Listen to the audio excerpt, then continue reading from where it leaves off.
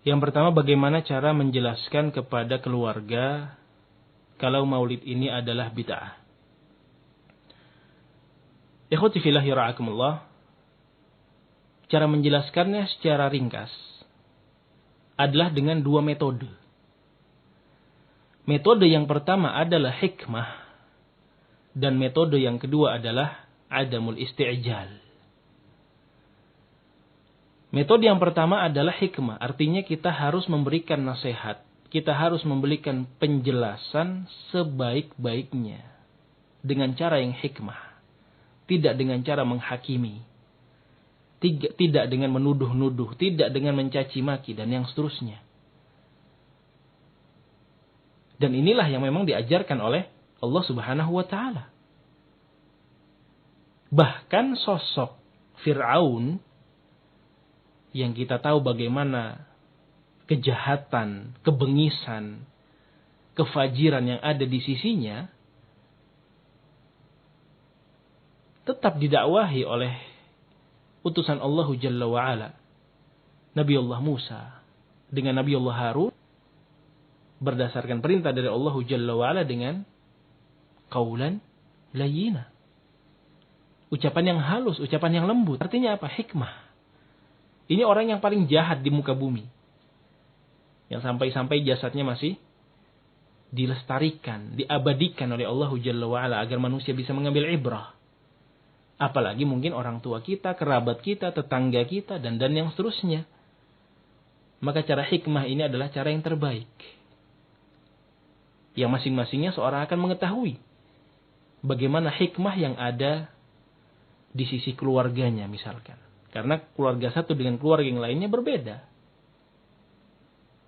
Satu keluarga mungkin suka dengan perkara-perkara yang soroha, apa-apa itu disampaikan secara belak-belakan, secara terbuka. Ada juga keluarga yang mungkin tertutup, malu-malu dan yang seterusnya. Masing-masing dikondisikan sesuai dengan tempat dan keadaannya. Situasi dan kondisinya harus diperhatikan. Kuncinya adalah hikmah. Ini metode yang pertama. Adapun metode yang kedua adalah adamul isti'jal, tidak terburu-buru.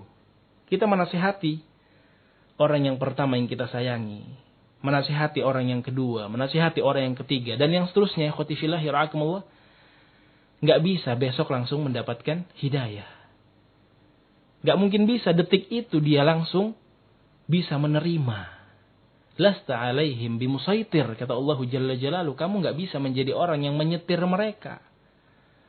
Pelajaran besar yang sudah kita ketahui bersama bagaimana sosok Nabi Muhammad SAW nggak bisa memberikan hidayah Allah Jalla wa'ala kepada sang paman. Padahal sang paman adalah Abu Thalib, orang yang paling disayangi oleh Nabi SAW. Tapi tadi, lasta alaihim bimusaitir. Hati-hati manusia, hatinya Abu Thalib dan semua orang berada di jari jemari Allah Subhanahu wa taala, berada di sisi Allah Subhanahu wa taala. Sehingga perlu adanya kesabaran dan jangan menuntut hasil yang terburu-buru. Menasehati di hari pertama, hari kedua harus menerima nasihat tersebut. Menasehati di hari Kamis bahwa maulid itu bid'ah, dia menuntut hari Jumat orang tuanya harus menerima bahwa maulid itu bid'ah. Belum tentu. Yang demikian mengingatkan kita kepada metode yang ketiga, yaitu ad-du'a. Pentingnya untuk kita berdoa untuk kebaikan mereka. Karena pengaruh doa itu adalah pengaruh yang luar biasa.